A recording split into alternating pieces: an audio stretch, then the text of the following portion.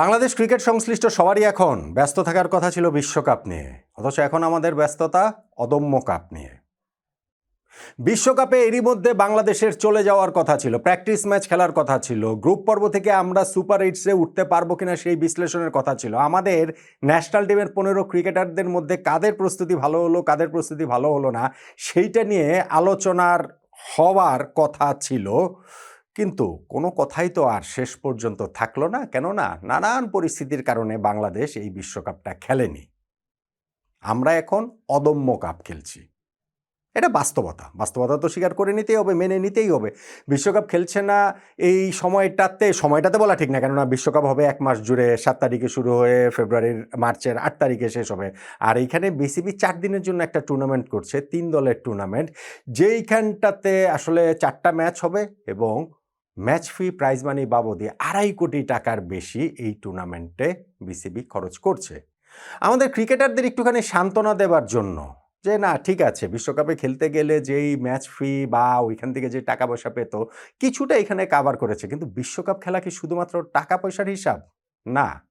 একটা বিশ্বকাপ একজন ক্রিকেটারের জন্য যে কত বড় প্রাইডের জায়গা, আমি নিশ্চিত আমাদের ক্রিকেট সংশ্লিষ্ট সবাই বোঝেন। কিন্তু আমি নিশ্চিত না যে সেই বিশ্বকাপ খেলাটা আমরা আসলে কিভাবে খেললাম না, আমরা কিভাবে সেইটা নিজেরাই আসলে না খেলার মতো একটা জায়গাতে চলে গেলাম। যাই হোক, এই ভিডিওর আলোচনার বিষয়বস্তু এটা নোটে তো অনেক আলোচনা করেছি, আরও অনেক আলোচনা হবে, কেননা ওই আফসোস আসলে যাবার নয় যে বাংলাদেশ একটা বিশ্বকাপ খেলেনি। কিন্তু এই যে অদম্য বাংলাদেশ টি-20 কাপের নামে যে টুর্নামেন্টটা হচ্ছে, সেই টুর্নামেন্টের আসলে দলগুলো কেমন হয়েছে, কোন দলের কি অবস্থা, আপনি যদি বলেন যে শিরোপা জয়ের জন্য, কিংবা এখানটাতে খুব ইন্টারেস্টিং একটা জিনিস রয়েছে, ইম্প্যাক্ট প্লেয়ার রুল। আসলে ইম্প্যাক্ট প্লেয়ার রুল না, আমি একেবারে এটা হচ্ছে কি, এটা নিয়ে একটু ঝামেলা রয়েছে যে সুপার সাব একটা নিয়ম তারা ইন্ট্রোডিউস করেছে আমাদের ক্রিকেট বোর্ড। এই সুপার সাবটা আসলে কিভাবে ওয়ার্কআউট করবে, আইপিএলে যেভাবে ওয়ার্কআউট করছে সেইভাবে করবে, নাকি পুরোনো আমলের সুপার সাবের মতো, না আসলে এটা কিভাবে কাজ করবে, সেইটা নিয়ে আমি বেশ কিছু জায়গায় খোঁজ খবর করে ফাইনালে গিয়ে প্লেইং কন্ডিশনটা দেখেই এটা নিয়ে আপনাদের সঙ্গে একটু আলোচনা করব। কেননা এখন এই টুর্নামেন্টের 4টা ম্যাচের দিকে তো আমাদেরকে আসলে তাকিয়ে থাকতেই হবে। আমরা ওই ইন্টারেস্টটা নিয়েই আমরা ঠিক আছে, ওয়ার্ল্ড কাপ খেলিনি, বিশ্বকাপ খেলিনি, অদম্য কাপ খেলছি আর কি, সেভাবে বিষয়টাকে আমরা দেখতে চাই।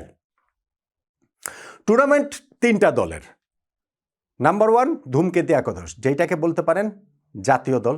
নাম্বার 2 দুর্বার একাদশ, যেটাকে বলতে পারেন বাংলাদেশ এ দল। এবং নাম্বার 3 দুরন্ত একাদশ, যেটাকে বলতে পারেন এইচপি স্কোয়াড।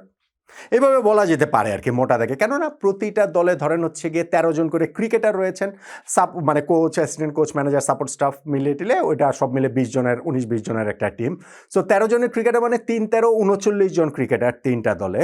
এখন আমি ধূমকেতু একাদশকে বলছি যে জাতীয় দল বলতে পারেন। কেন জাতীয় দল বলতে পারেন বলছি, কেননা এই 13 জনের মধ্যে বিশ্বকাপ স্কোয়াডে যে বাংলাদেশের 15 সদস্যের যে দলটা ছিল না, সেইখান থেকেই হচ্ছে গিয়ে 13 জন এই ধূমকেতু একাদশে আছেন। লিটন দাস বিশ্বকাপে আমাদের যিনি ক্যাপ্টেন, তিনিও এইখানকার এই স্কোয়াডটারই ক্যাপ্টেন। এবং ওই বিশ্বকাপ স্কোয়াডের সবাই শুধুমাত্র মোহাম্মদ সাইফুদ্দিন ও নুরুল হাসান সোহান, এই 2 জনকে বাদ দিয়ে বাকি 13 জনকে নিয়ে এই ধূমকেতু একাদশ গঠন হয়েছিল। পরবর্তীতে শেষ সময় অবশ্য তাসকিন আহমেদ খেলতে পারছেন না, তিনি তার অসুস্থতার কারণে, ওই যে সাইনাসের প্রবলেমের কারণে তিনি রেস্ট নিচ্ছেন, এই টুর্নামেন্টটা খেলছেন না। ফলে তার জায়গাটাতে এখানে মকিদুল ইসলাম মুগ্ধ, আরেক পেস বোলার, তাকে ইনক্লুড করা হয়েছে। তো ওইটা তো হচ্ছে কি আমাদের ন্যাশনাল টিম বলছে। আমাদের যে দুর্বার একাদশ, যেটার ক্যাপ্টেন নাজমুল হোসেন শান্ত, সেইটাকে আমি বলছি যে এ দলের মতো বাংলাদেশ। সেইখানটাতে হাবিবুর রহমান সোহান, আফিফ হোসেন, মাহমুদুল হাসান জয়, জাকের আলী অনিক, মেহেদী হাসান মিরাজ, নুরুল হাসান সোহান, তানভীর ইসলাম, আলিসাল ইসলাম, হাসান মাহমুদ, সাইফুদ্দিন, খালেদ আহমেদ, আল ফাহাদ, তারা রয়েছেন।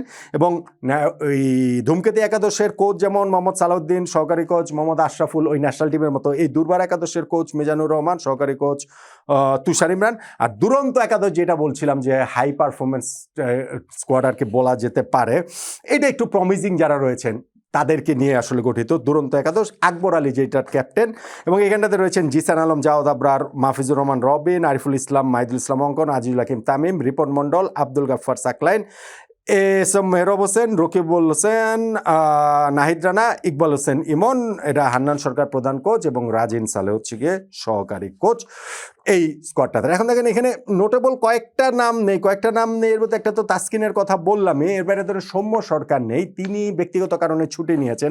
নাইম শেখ, তিনিও আসলে ছুটি নিয়েছেন বিসিবির কাছ থেকে, তিনিও নেই।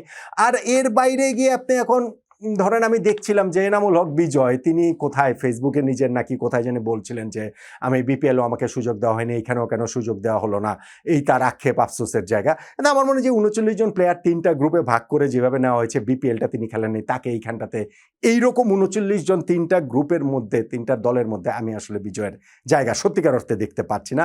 সাব্বির রহমানের কথা কেউ কেউ বলছেন ভাই পারফরমেন্সে আসে না, খালি খালি তো ওই যে জনপ্রিয়তার কথা বলে লাভ নাই, আপনি সাব্বির রহমান, নাসির হোসেন এরা কি আসলে পারফরমেন্সের বিচারে আপনার মনে হয় এই জায়গাটাতে আসে? এইখানটাতে কোনো স্কোয়াডের মধ্যে এই 339 জনের মধ্যে আমার কাছে মনে হয় না। সাব্বিরের আমি দেখছিলাম যে এবার যে ঢাকার হয়ে খেলেছেন 10 ম্যাচ মিলে 134 রান করেছেন, হাইস্ট স্কোর হচ্ছে গিয়ে মাত্র 25। হ্যাঁ, একটা দুইটা ম্যাচ ওই যে ভালো খেলেছেন, দু একটা ছক্কা টক্কা মেরেছেন, এই 39-এ আসার মতো আসলে না। এখন এই যে যারা এই খেলছেন যে ক্রিকেটার, আমি বলছিলাম যে তাদের আর্থিক একটুখানি এখানে প্রাপ্তিযোগ হবে। প্রাপ্তিযোগটা কীরকম? ম্যাচ ফি হিসেবে 50,000 টাকা করে পাবেন, সঙ্গে ম্যাচ জিতলে 10 লাখ টাকা পাবেন, সেই 10 লাখ টাকা টিমের সবার মাঝখানে ভাগ হবে।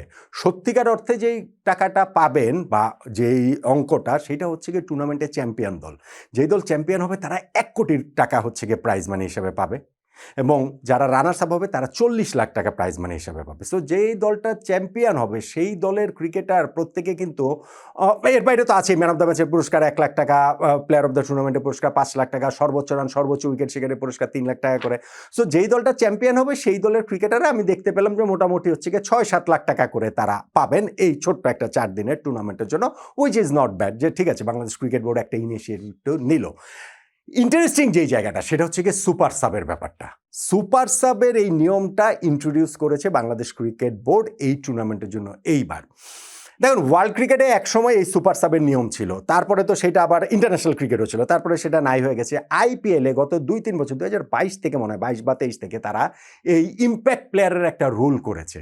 এখন আমাদের যে সুপার সাবের নিয়মটা সেটা কি ইম্প্যাক্ট প্লেয়ারের মতো? আমি কিছু খোঁজখবর করলাম, খোঁজখবর করে দেখলাম যে না, টিমগুলো ঠিক নিশ্চিত না তারা আসলে ঠিক কীভাবে এই রুলটা আসলে এক্সিকিউট হবে। তখন আমি এই প্লেয়িং কন্ডিশনটা নিলাম ক্রিকেট বোর্ডের কাছ থেকে, এবং সেই প্লেয়িং কন্ডিশনে যেটা দেখতে পাচ্ছি যে সুপার সাবের যে নিয়মটা, সেই নিয়মটা হচ্ছে কি, আমি আপনাদেরকে একটু সহজ করে যদি বলি তাহলে, ইম্প্যাক্ট প্লেয়ার আইপিএলের ক্ষেত্রে কি হয়? আইপিএলে টসের সময় ক্যাপ্টেন 2টা 11 নিয়ে যান।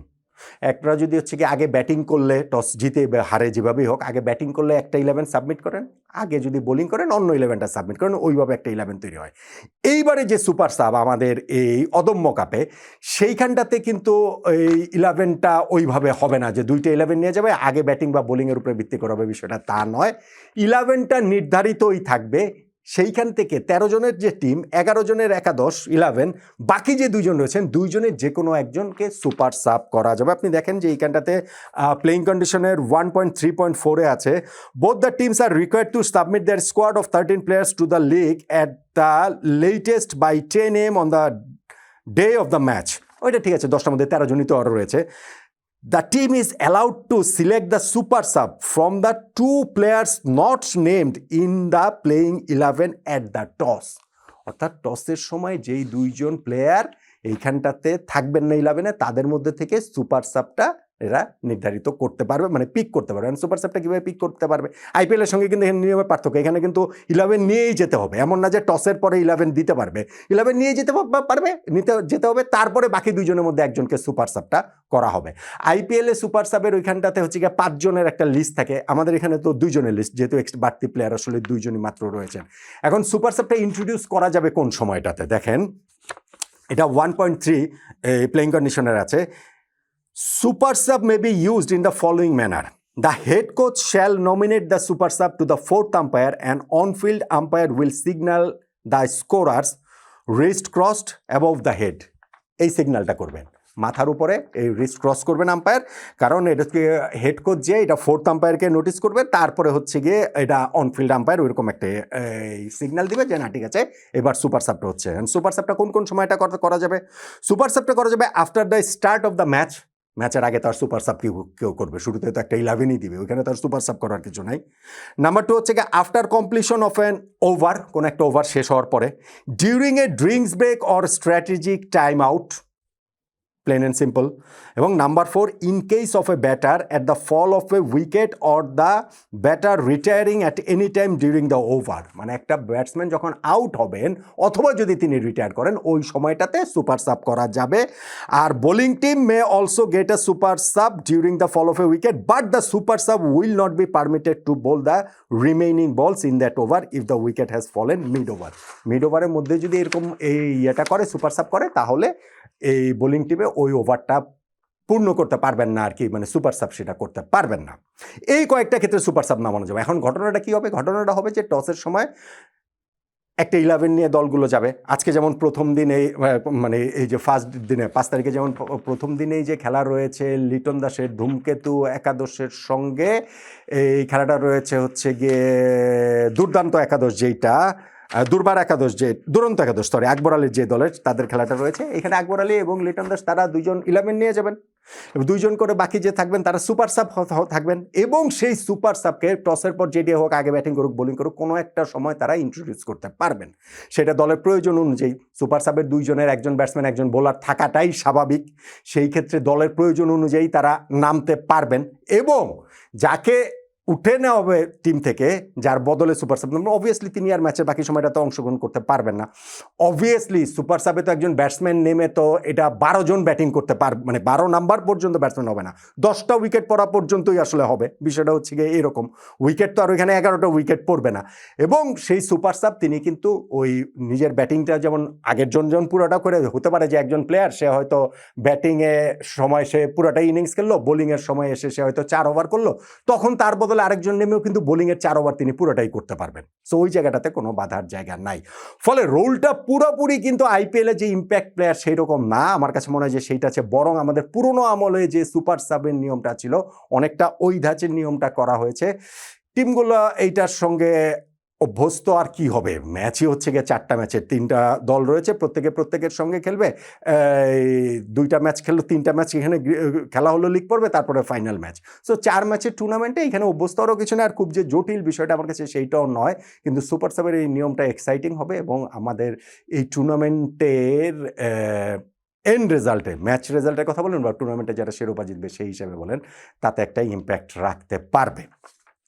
দল হিসাব যদি আপনি করেন তাহলে তো আমাদের যে ধূমকেতু একাদশ সেইটাই তো আমাদের ন্যাশনাল টিম, ওইটাকে ফেভারিট আপনার বলতেই হবে। দুর্বার একাদশ এবং দুরন্ত একাদশ, যে দুর্বার একাদশ যেটা নাজমুল হোসেন শান্তর ক্যাপ্টেন্সির, সেই একাদশটা এ টিম আমি বলছিলাম, এবং দুরন্ত একাদশ যে আকবর আলীর দলটা, সেইটাকে আমি বলছি যে অনেকটা আমাদের এইচপি টিমের মধ্যে। এই 2টা দলের মধ্যে একটা দল আসলে আমার মনে হয় ফাইনালে উঠবে, ধূমকেতু একাদশের ফাইনালে ওঠাটা উচিত সেই হিসাব করলে। এবং আমি আসলে সারপ্রাইজড হব না যদি দুরন্ত একাদশ একটুখানি চমক দেখিয়ে, তারুণ্য নির্ভর এই দলটা, তারা যদি ওই রকম ক্রিকেটটা খেলে ফাইনাল পর্যন্ত অন্ততপক্ষে যেতে পারে। বিশ্বকাপ নেই, এখন তো আমাদের এই অদম্য কাপ নিয়েই আসলে থাকতে হবে। সো অদম্য কাপের এই সুপার সাবের যে নিয়মটা, সেইটা বরং আমার কাছে ইন্টারেস্টিং লেগেছে, এবং 2.5 কোটি টাকার এই টুর্নামেন্টটা কতটা ইন্টারেস্টিং হয় মাঠের ক্রিকেটে দেখাই যাক না।